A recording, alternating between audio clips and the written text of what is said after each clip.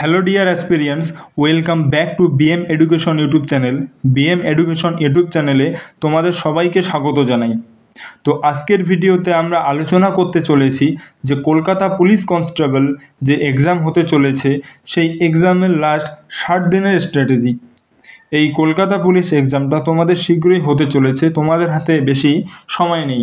সব থেকে ম্যাক্সিমাম এই 60 থেকে 65 দিন রয়েছে, মানে 2 মাস। এই 2 মাসের স্ট্র্যাটেজি আমরা আলোচনা করব যে এই 2 মাস তোমরা কিভাবে প্রিপারেশন নিলে তোমাদের স্কোর ভালো করতে পারবে, বা তোমাদের ইউনিফর্ম জব যে স্বপ্নটা রয়েছে বা কলকাতা পুলিশ কনস্টেবল হওয়ার যে স্বপ্ন রয়েছে সেই স্বপ্নটাকে তোমরা পূরণ করতে পারবে। তো ভিডিওটি প্রথম থেকে শেষ অবধি অবশ্যই দেখবে, ভিডিওটাকে স্কিপ করবে না, কারণ ভিডিও এর মাঝখানে অনেক ধরনের ইম্পর্ট্যান্ট টিপস অ্যান্ড ট্রিক্স নিয়ে আলোচনা করব। সেগুলোকে তোমরা যদি ভালোভাবে অ্যাপ্লাই করতে পারো তাহলে তোমরা এই এক্সাম অনায়াসে ক্র্যাক করতে পারবে।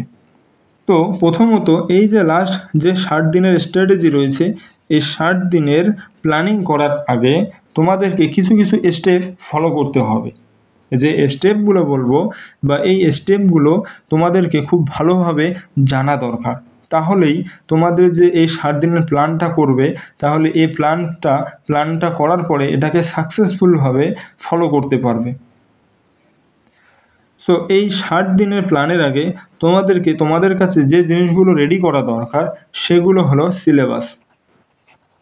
মোস্ট ইম্পর্ট্যান্ট যেটা হচ্ছে সিলেবাস। পিআরবি বোর্ড যে নোটিফিকেশন বের করেছিল কেপি কনস্টেবলের, সেই নোটিফিকেশনে সিলেবাসটাকে দেখতে হবে। সিলেবাসে কি বলা আছে সেইগুলো ভালোভাবে দেখতে হবে। যখন তোমাদের সিলেবাস দেখা হয়ে যাবে, তারপর তোমাদেরকে দেখতে হবে PYQ। এই সিলেবাস অনুযায়ী প্রিভিয়াস ইয়ার কোশ্চেন্স থেকে কোথা থেকে আসে, বা এই সিলেবাসে যে টপিকগুলো বলা হয়েছে আদৌ কি সেই টপিকগুলো থেকে কোশ্চেন্স আসছে, বা কোশ্চেন এসে থাকলে কী রকম টাইপের কোশ্চেন্স এসেছে, সেই কোশ্চেন্সগুলোকে অ্যানালাইজ করতে হবে। অ্যানালাইজ করার পর ভালোভাবে নোট ডাউন করে নিতে হবে। যখন PYQ তোমাদের অ্যানালাইজ হয়ে গেল, তারপরে তোমরা তোমাদের প্রিপারেশন প্ল্যানিং শুরু করে দিবে। যে তোমাদের এই 60 দিনের যে প্ল্যানিংটা রয়েছে, এই 60 দিনের প্ল্যানিং শুরু করে দেবে। এই 60 দিন প্ল্যানিং শুরু করার আগে তোমাদেরকে মক টেস্টটা ভালো করে দিতে হবে। এই মক টেস্টটাও মোস্ট ইম্পর্ট্যান্ট। তো এই মক টেস্টটাকে ভালোভাবে যখন তোমরা দিবে, মক টেস্ট মাস্ট। এই PYQ যখন তোমার অ্যানালাইজ শেষ, এই প্ল্যানিং করার আগে তোমাদেরকে মক টেস্ট দিতে হবে। তার কারণ যখন তোমরা এই মক টেস্টটাকে দিবে, মক টেস্ট একটা ফুল লেন্থ তোমরা মক টেস্ট দিবে। এই মক টেস্টটা দেওয়ার পর তোমরা দেখতে পাবে যে আমি 100-র মধ্যে কত পেলাম। দেখা গেল 100-র মধ্যে আমি 40 পেলাম, বা 100-র মধ্যে আমি 50 পেলাম। তো তখনই আমাকে একটা টার্গেট করতে হবে যে কত নাম্বার, আনুমানিক আমার কত নাম্বার তুলতে হবে, যাতে আমি যে এই এক্সামটাকে ক্র্যাক করতে আমার কোনো অসুবিধা না হয়, কাট অফটা যাতে আমি ক্র্যাক করতে পারি। তো সেরকম একটা টার্গেট সেট করবে। যেমন আমি ধরলাম যে 70 প্লাস আমি টার্গেট করলাম, 100-র মধ্যে আমি 70 প্লাস আমাকে তুলতে হবে, কিন্তু আমি সে জায়গায় 50 পাচ্ছি। আমাকে কত লাগে? 20 নাম্বার লাগে। তো এই 20 নাম্বারের এই 60 দিনের স্ট্র্যাটেজি তৈরি করবে। তার আগে স্ট্র্যাটেজি তৈরি করবে না, আগে মক টেস্ট দেওয়ার পরে স্ট্র্যাটেজি তৈরি করবে। তো কীভাবে করবে সেটা এখন আলোচনা করব। তার আগে আমরা জানবো সিলেবাসটাকে। তো এই যে সিলেবাসটা রয়েছে, এই সিলেবাসের মধ্যে টপিকগুলো কী থাকে? টপিকগুলোর মধ্যে যেটা এলিমেন্টারি ম্যাথামেটিক্স আমরা বলি, ম্যাথ যেটাকে বা অ্যারিথমেটিক্স যেটাকে বলি, সেটা প্রত্যেকটা কোশ্চেনের মান 1 থাকে। তো ম্যাথামেটিক্স থাকবে 30টা কোশ্চেন 30 নাম্বারের। তারপরে আমরা রিজনিংয়ের ক্ষেত্রেও সেম 30টা কোশ্চেন্স 1 নাম্বার করে 30 নাম্বারের। আর হচ্ছে জিকে জিএস এর সাথে কারেন্ট অ্যাফেয়ার্স যেটা রয়েছে সেটা থাকে 40 নাম্বারের, যেটাকে জেনারেল নলেজ বলি, সেটা 40 নাম্বারে। এই টোটাল 100 নাম্বারে 100টা কোশ্চেন্স, 100 নাম্বারের এক্সাম হয়ে থাকে। এই 100-র মধ্যে তোমাদের টার্গেট করতে হবে 70 প্লাস নিয়ে এই 60 দিনের স্ট্র্যাটেজি বানাতে হবে।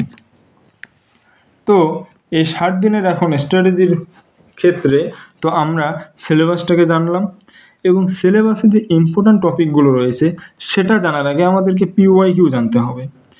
আমরা করব কি, যে প্রিভিয়াস ইয়ার্স যে কলকাতা পুলিশ কনস্টেবলের যে এক্সামগুলো হয়েছে সেই এক্সামগুলোর প্রিভিয়াস ইয়ার কোশ্চেন্সগুলো নিব, কালেক্ট করার পর সেগুলোকে অ্যানালাইজ করব কিভাবে? প্রথমে ম্যাথ লিখব।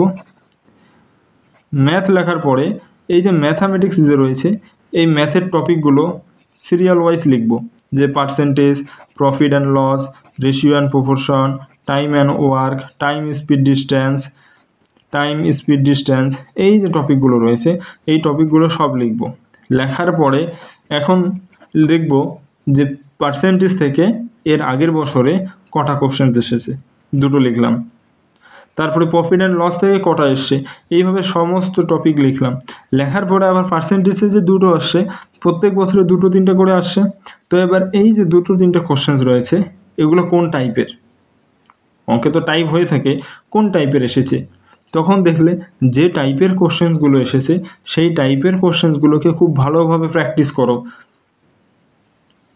সেম ওয়েতে রিজনিংও সেম করো, এইভাবে লেখো। লেখার পরে টাইপগুলোকে দেখো, প্র্যাকটিস করো। জিকে জিএসের জন্য তো টাইপ হয় না, এর ইম্পর্ট্যান্ট টপিকসগুলো যেগুলো রয়েছে, যেমন স্ট্যাটিকের টপিক কিছু যদি বলি, books and author most important আসবেই, অ্যাওয়ার্ডস রিলেটেড, স্পোর্টস রিলেটেড, এইগুলো যে ইম্পর্ট্যান্ট টপিকসগুলো রয়েছে সেগুলো ভালোভাবে করো।